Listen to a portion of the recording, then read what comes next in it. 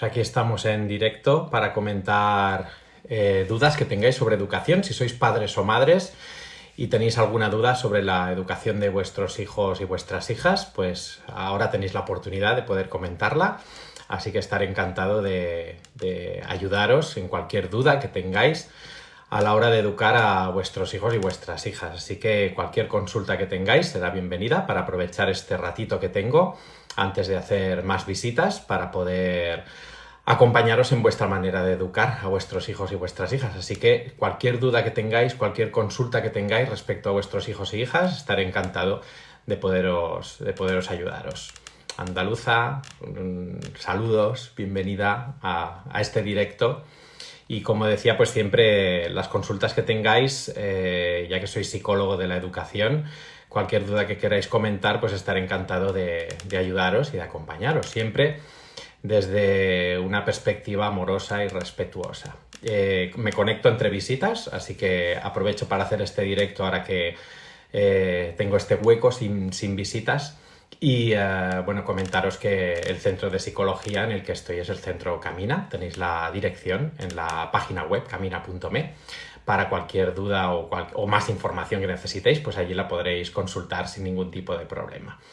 Y bueno, estos directos que hago es para poder ayudaros o acompañaros en dudas que tengáis en la educación de vuestros hijos y vuestras hijas, pero siempre, como digo, desde una perspectiva amorosa, desde una perspectiva respetuosa, pero también siempre basado en evidencias científicas. Es muy importante a la hora de educar que sabemos qué es lo que ya funciona educando a nuestros hijos y a nuestras hijas, y simplemente pues se trata de poder aplicar desde una manera creativa, respetuosa, tranquila, aquello que sabemos que funciona a la hora de educar a nuestros hijos y nuestras hijas. Por eso, pues este directo, cualquier duda que tengáis, pues ya sabéis que me la podéis hacer llegar para poder pues ayudaros y acompañaros en cualquier problema, duda que si fuerais al psicólogo o a la psicóloga, que le haríais llegar o que le preguntaríais. Yo, si queréis, os puedo hacer llegar algunas de las dudas que más me llegan últimamente. Y no solo dudas de problemas de aprendizaje, sino sobre todo dudas de cómo actuar en casa frente a cualquier dificultad. Nosotros trabajamos siempre con un decálogo educativo, que son 10 puntos, 10, que la ciencia nos ha demostrado que cuando están en la educación de padres y madres, pues el éxito educativo está prácticamente garantizado. Un ejemplo muy sencillito.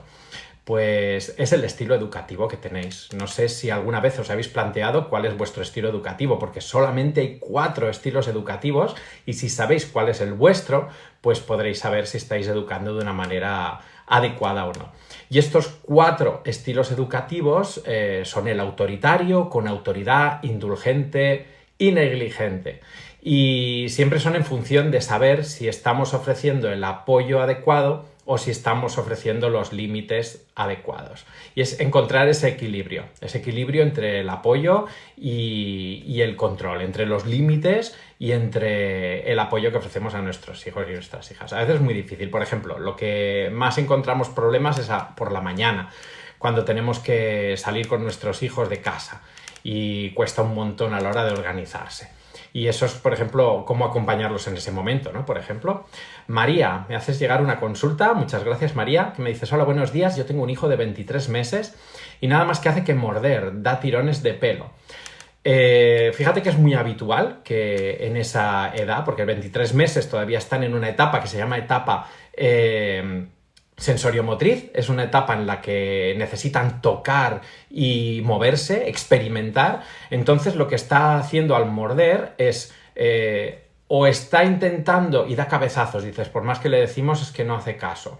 Sí, fíjate que estas reacciones que puede tener de morder, de dar tirones de pelo, normalmente los niños en esta edad que están sensoriomotriz, como te decía, necesitan experimentar, tocar, moverse. Y luego también tienen muchas dificultades para gestionar las emociones porque no saben, están descubriendo esas emociones y no las saben gestionar. Entonces es muy importante que les acompañemos porque por más que le digas lo seguirá haciendo porque encuentra una frustración y no sabe gestionarla. Y sobre todo va muy bien que acompañéis a vuestro hijo de 23 meses cuando esté tranquilo, tranquila, cuando esté con las emociones que veis que muerde, que da cabezazos, está proyectando una frustración y no la sabe gestionar. Entonces, la mejor manera para acompañar y para que pueda gestionar esa frustración es que cuando esté tranquilo, que podáis hablar con él de eso que sucedió, pero cuando esté tranquilo, y ver de qué manera le podéis acompañar y ver qué otras alternativas pueden suceder cuando ocurre eso. Cuando que está dando cabezazos o que está mordiendo, si vamos, no muerdas, va a ser contraindicado. Es mejor que le acompañes de una manera amorosa, evidentemente siempre evitando que muerda, y si no puede sacar su emoción de una manera adaptada, tendremos que facilitarle que lo pueda hacer de una manera adaptada, que esté en otro momento en el que sea mucho más fácil para él gestionarlo. Y poquito a poco, a medida que vaya creciendo, aprenderá a gestionar esas emociones. Por eso es muy bueno que cuando esté tranquilo y ya haya pasado, que le puedas decir con tranquilidad cómo te sentías y qué ha pasado y cómo te sentías para morder y qué otras cosas podemos hacer. Claro, también con 23 meses todavía está en un momento en el que no sé si habla mucho, si habla poquito, en qué momento también de la entrada al lenguaje está, pero tenemos que ver de qué manera le podemos acompañar de una manera tranquila y respetuosa. Y entendiendo que muchas veces es normal que tienen una frustración, no saben gestionar la emoción y entonces lo que hacen es explotarla de una manera motriz, como puede ser morder, como puede ser pegar, como puede ser empujar. Evidentemente les tenemos que enseñar que esa no es la manera, pero entendiendo que los niños de esta edad lo que hacen es reaccionar. Me dices, María, de momento no habla, pero lo entiende todo.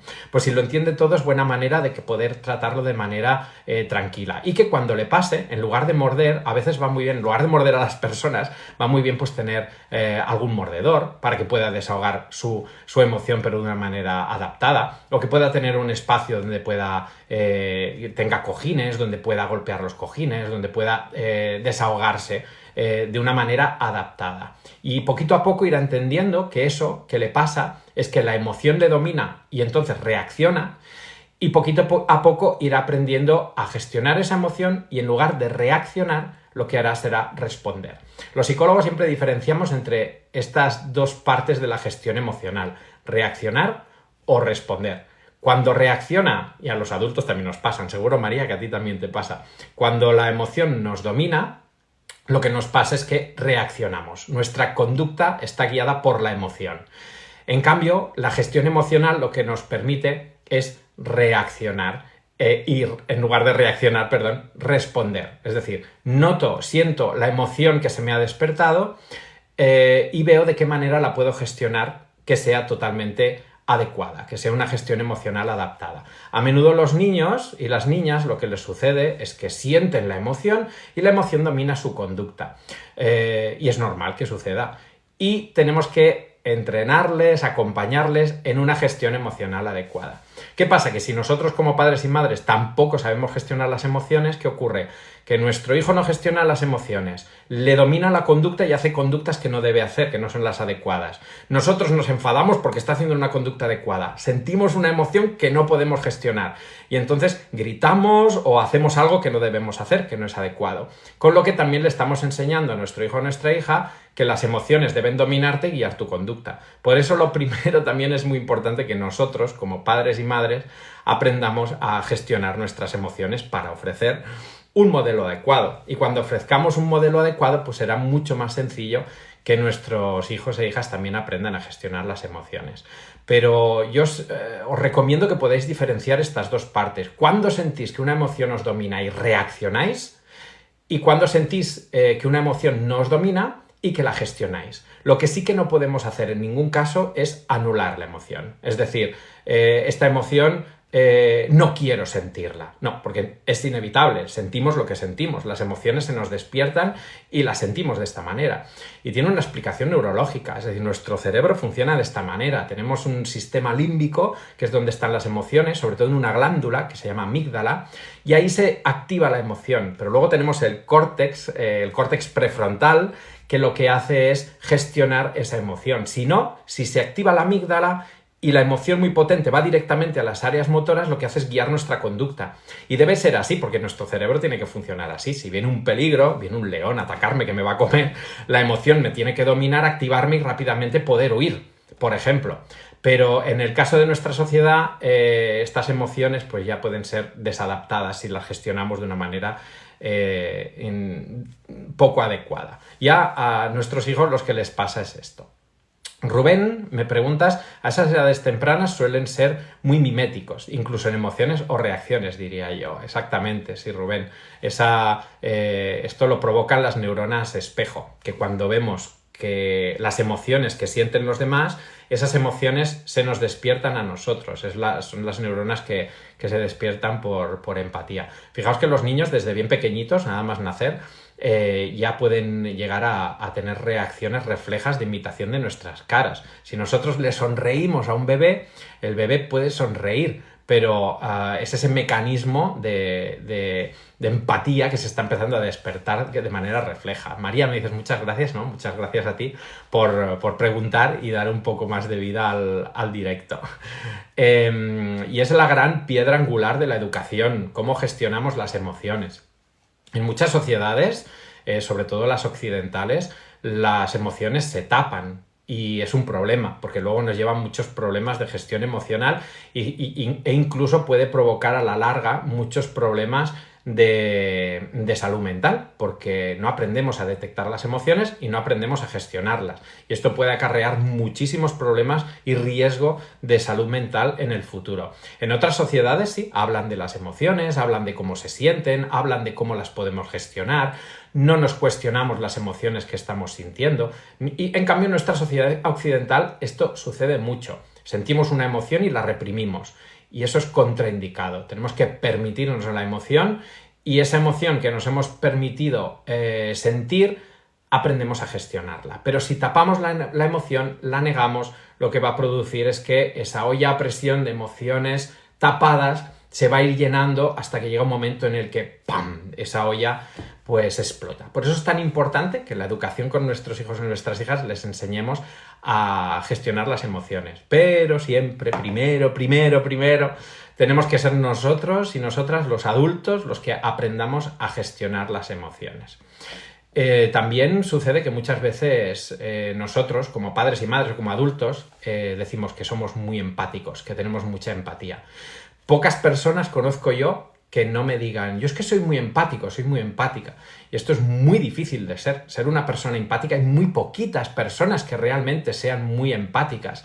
Porque ser empático quiere decir que yo puedo describir las emociones que está sintiendo la otra persona, las necesidades no cubiertas que tiene la otra persona, y eso es muy complejo. Para conseguir eso, incluso los psicólogos en sesión necesitamos una sesión muy intensa para poder descubrir qué es lo que está sintiendo la otra persona y qué necesidades no cubiertas son las que tiene la otra persona, porque recordad, necesidades no cubiertas nos despiertan emociones negativas, necesidades cubiertas nos despiertan emociones positivas. Si yo tengo hambre y como, me siento bien, me siento feliz, me siento contento. Si yo tengo hambre y no como, me siento mal, me siento triste, me siento frustrado, etcétera, etcétera.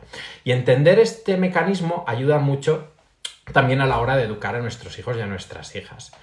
Rubén, me preguntas, ¿por qué piensas que en la sociedad actual hay tanta depresión en niños y adolescentes? ¿Qué falla? Tienes toda la razón, Rubén. En mi opinión, por mi experiencia, llevo más de 22 años ya trabajando con niños, niñas y adolescentes y familias, y yo pienso que precisamente lo que tenemos son estos 10 puntos que os decía para educar a nuestros hijos e hijas, que son estos 10 puntos los que están fallando. Os los resumo si queréis de una manera muy rápida. Gestión del tiempo. Si no pasamos tiempo con nuestros hijos e hijas, es muy difícil que les podamos acompañar y educar. Y nuestros hijos, hay muchos estudios que nos dicen que necesitamos 2 horas diarias como mínimo para educar. Tengan 10 años, tengan 14, tengan 2. Mínimo 2 horas diarias. Ya tenemos uno que falla. El tiempo que pasan los progenitores con sus hijos. El segundo punto es la aceptación positiva incondicional. Nuestros hijos tienen que sentir que sus padres y madres les queremos de manera incondicional y de manera positiva. Eso no significa ser permisivo, no tiene nada que ver, pero sí tienen que sentir que si se equivocan tendrá consecuencias, etcétera, etcétera, pero tienen que saber que les queremos de manera incondicional. Y esto es algo que también nos falla. Si haces esto, no te quiero, que si haces esto no te quiero. Y es muy importante que transmitamos ese amor. Este sería el segundo punto, fíjate que te he dicho 10. El tercero sería el estilo educativo de padres y madres. El estilo educativo son 4, que son autoritario, democrático o con autoridad, indulgente o negligente, y predomina el indulgente, el negligente y el autoritario. Y el con autoridad es el estilo en el que padres y madres ofrecemos apoyo y control por igual, pues nos falla. Luego también falla la comunicación no violenta, la manera que nos comunicamos con nuestros hijos y con nuestras hijas. Comunicarnos de una manera positiva, pero también entendiendo qué sienten nuestros hijos y qué sentimos nosotros como padres. También qué necesitan nuestros hijos y qué necesitamos nosotros y nosotras como padres y madres, y qué pedimos a nuestros hijos y también nuestros hijos e hijas que nos piden a nosotros. Esto sería esa comunicación no violenta. El 5 punto que también pienso que falla es la manera que tenemos de afrontar los conflictos. Tan solo hay 4 maneras de afrontar los conflictos, que es cooperativa, competitiva, evitativa o de cesión. Y la que predomina en nuestra sociedad es la competitiva, la de cesión y también la evitativa, cuando debería ser la cooperativa. Y la cooperativa quiere decir que yo me preocupo de mis intereses como padre, como adulto, pero también me preocupo de los intereses de mi hijo o de mi hija, también de mi pareja, también de mis otros hijos, también de mi familia. Es decir, entender que un conflicto se resuelve de manera cooperativa y un conflicto es un choque de intereses entre dos partes, también es algo que nos falla.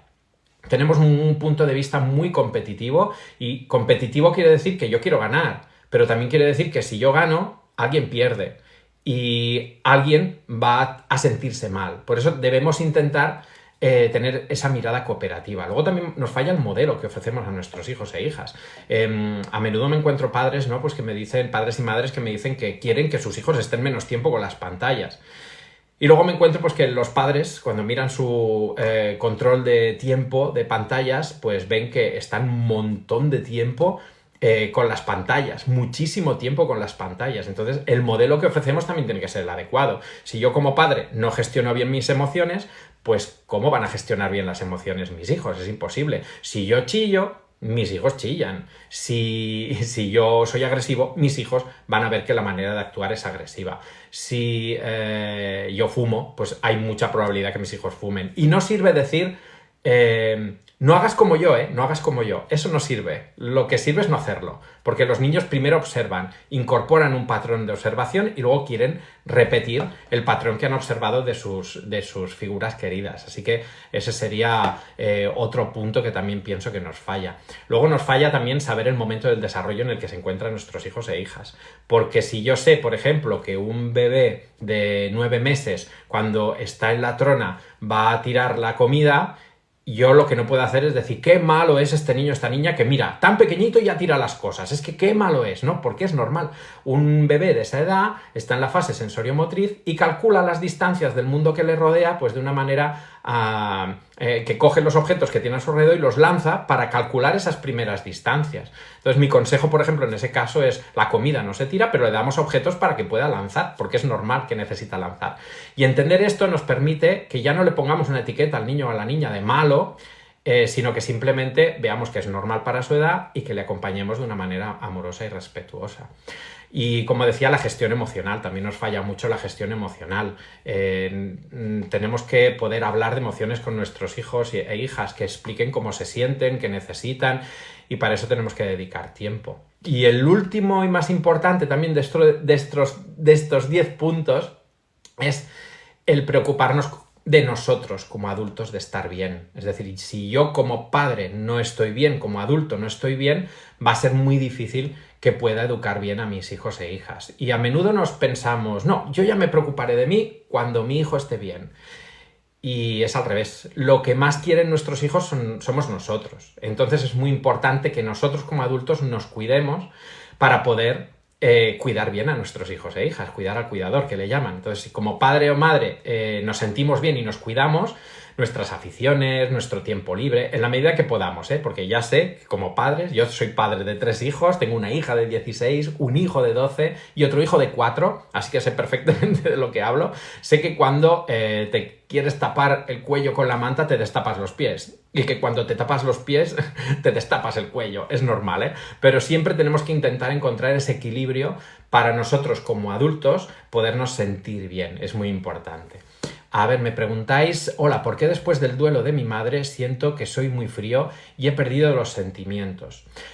Pues depende del tiempo que haga que perdiste a tu madre, porque una pérdida, que este también es un tema muy importante, hablar del duelo, hablar de la muerte con los niños, porque la muerte forma parte de la vida. Y que te sientas así, es posible que estés en un momento de la fase del duelo en la que esa manera de sentirse es normal.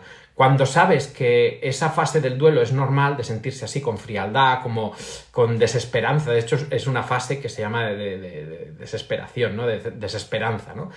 Esa fase es normal sentirla.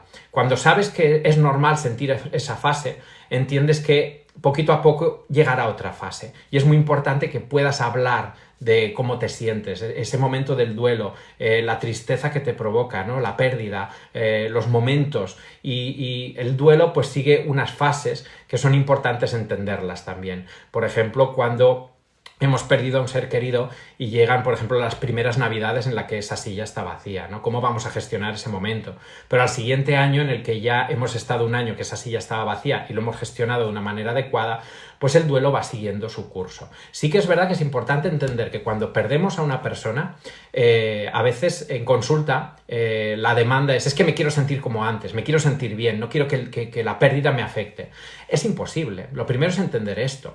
Una persona muy querida ha dejado de estar y eso forma parte de la vida. Por eso es importante poder hablar con nuestros hijos de esas fases del duelo, de la pérdida, de lo que supone, de lo que diferentes personas pueden pensar que hay después de la muerte. Aquí entra ya el aspecto más filosófico religioso de cada persona que hay que respetar, pero hablar de ello es prioritario y a menudo no hablamos de la muerte.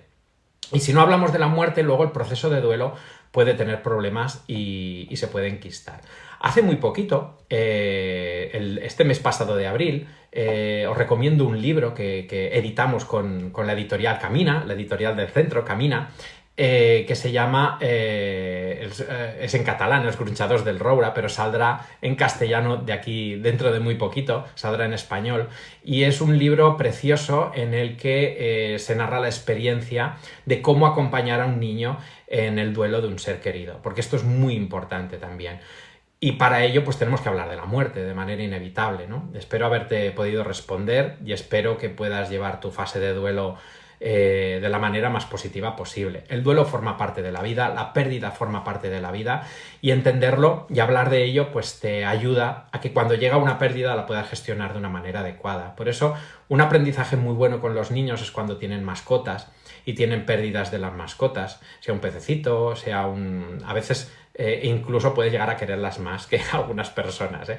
Por eso el proceso de duelo, muchas gracias, me dices de nada. Entiende que es una fase de duelo, que es normal, pero sí que te digo que si ves que te genera demasiado sufrimiento, es importante recibir orientación profesional, que te puedan explicar el momento de la fase del duelo que estás, cómo puedes hacer para pasar a la siguiente fase del duelo, porque entender que estás en un momento del duelo a veces ya te desahoga mucho. Ver que lo que te pasa es normal. El dolor forma parte de la vida. Yo siempre recomiendo una fórmula que si os la digo la podéis interiorizar y os puede ayudar mucho, que es dolor más resistencias igual a sufrimiento. El dolor es inevitable. El dolor forma parte de la vida. Ningún psicólogo va a quitar y va a eliminar el dolor. El dolor forma parte de la vida. Y si te resistes al dolor, encima tienes sufrimiento. El sufrimiento sí que lo puedes gestionar. El sufrimiento, si gestionas las resistencias al dolor, sí que lo puedes gestionar. Y entonces hace que el dolor no genere sufrimiento. Pero el dolor es inevitable. Ariel, me preguntas, hola, tengo una pregunta. ¿Es normal no poder sentir algo por alguien?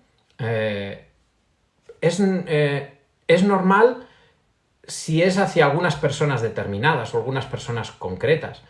Pero si es hacia todo el mundo, ya no. Si es hacia todo el mundo, ya es diferente, porque somos un ser social, los humanos, y el hecho de ser un ser social pues implica que se nos despierten emociones hacia las demás personas. No sentir algo también es muy difícil. No sentir algo siempre sentimos algo, porque sentir indiferencia también es un sentimiento. También sentimos indiferencia por algo, por alguien, porque no es importante para nosotros o porque no nos hace sentir ni bien ni mal. Es importante, Ariel, que analices realmente ¿a qué te refieres cuando dices no poder sentir algo por alguien? También puede ser no sentir nada por nadie, entonces sí que me preocuparía, porque digo, personas que te quieren, que te cuidan, y no sientes nada por ellas, vamos a analizar qué está pasando. Pero en el caso de que sea solo por personas muy identificadas, no te preocupes porque es totalmente normal, no podemos sentir por todas las personas de nuestro alrededor. Entonces piensa, Ariel, que depende de si son personas que son muy cercanas o si son personas que te generan indiferencia. Aquí hay otro aspecto también que es importante entender, por ejemplo, que la familia te toca y las amistades las eliges y te eligen, y esto también es importante. Ariel, me dices, me siento muy incómodo cuando tratan de darme cariño familiares o conocidos. Claro, aquí depende también de tu personalidad, Ariel, porque hay personas que son muy cariñosas y que necesitan mucho el contacto físico y personas que no. Y está bien. Si tú no sientes que el cariño físico, sea verbal, no te hace sentir bien, quiere decir que tu personalidad es así, no necesitas ese cariño. Entonces no pasa nada, no te sientas mal. Es como, por ejemplo, las personas extrovertidas o introvertidas. Está muy bien visto socialmente las personas extrovertidas, parece que todo el mundo tiene que ser extrovertido y hablar con todo el mundo, y las personas introvertidas parece que tienen que trabajar para ser extrovertidas. Y no tiene por qué. Una persona introvertida, si es feliz introvertida, pues simplemente hay que respetarla. No pasa nada, no sucede nada. Entonces, Ariel, si tú eres una persona que no te gusta recibir cariño, no pasa nada, puede ser totalmente normal, simplemente es que eres así. Si tú te sientes feliz y contento sin recibir el cariño, simplemente lo tienes que solicitar, no es problema. Rubén, me preguntas, cuando era joven, ante un daño importante o muerte, me salía a sonreír automáticamente, no lloraba. Esto es muy habitual, Rubén, en niños sobre todo, es muy habitual. Es como un mecanismo de defensa, es como que se nos activa el mecanismo parasimpático, ¿no? Me dice, hasta que no estuve tras el ataúd de mi abuelo, no lloré automáticamente. Es normal. Puede suceder mucho en los niños, sobre todo, Rubén, cuando no estamos acostumbrados a hablar de emociones en casa. No sé si en tu casa hablabais mucho de cómo sentíais, simplemente de sentarse, porque no significa ¿qué tal? Bien, no, esto no es hablar de emociones. Hablar de emociones es sentarse tranquilamente y hablar de cómo me he sentido hoy. Por ejemplo, para hablar con los hijos e hijas es muy importante que les podamos preguntar, cuando llegan de escuela no les preguntemos qué tal, no, sino hagámosles conectar con emociones. Preguntémosle, ¿hay algo que hoy te ha hecho sentir bien? ¿Hay algo que hoy te ha hecho sentir mal? ¿Hay algo que hoy te ha hecho disfrutar? ¿Hay algo que hoy te ha sorprendido? Porque con las emociones los niños van a poder expresar mucho más. Entonces, Rubén, es muy importante que puedas pensar y recordar si hablabais mucho de emociones o no. Porque si no hablabais mucho de emociones, es normal que te suceda esto, que las emociones queden reprimidas. Entonces, que hasta que no sea algo muy, muy, muy explosivo, que no tengamos que gestionar esas emociones de manera inevitable, porque es una emoción muy, muy fuerte. Pues os tengo que dar muchísimas gracias a las personas que habéis asistido a este directo y que habéis participado, pero os voy a tener que abandonar, os voy a tener que dejar porque ya tengo una próxima visita online, así que este hueco ha sido un placer poderlo compartir con vosotros y con vosotras. Así que, bueno, seguiremos en otro próximo directo. Muchísimas gracias por haber estado aquí hasta ahora. Un besazo muy fuerte. Y ya sabéis, si queréis estar en próximos directos, pues simplemente le dais al botón de seguir la cuenta, y si tenéis cualquier duda, cualquier necesidad, pues también podéis solicitar una visita online con mi equipo en esta página web camina.b. Yo os tengo que decir que tengo la agenda completa hasta diciembre de este año 2023, tengo la agenda completa, así que puedo encontraros en algunas visitas puntuales a través de las redes sociales, y que podamos intercambiar así pequeños consejos y pequeñas dudas en las que os pueda ayudar. Así que un beso y un abrazo muy fuerte, nos vemos en un próximo directo y cuidaos mucho. Ya sabéis que cuidaos a vosotros y a vosotras, que si vosotros estáis bien, va a ser mucho más fácil que también podáis cuidar a las personas de vuestro alrededor. Un beso muy fuerte. Chao. Nos vemos en el próximo directo. Muchas gracias.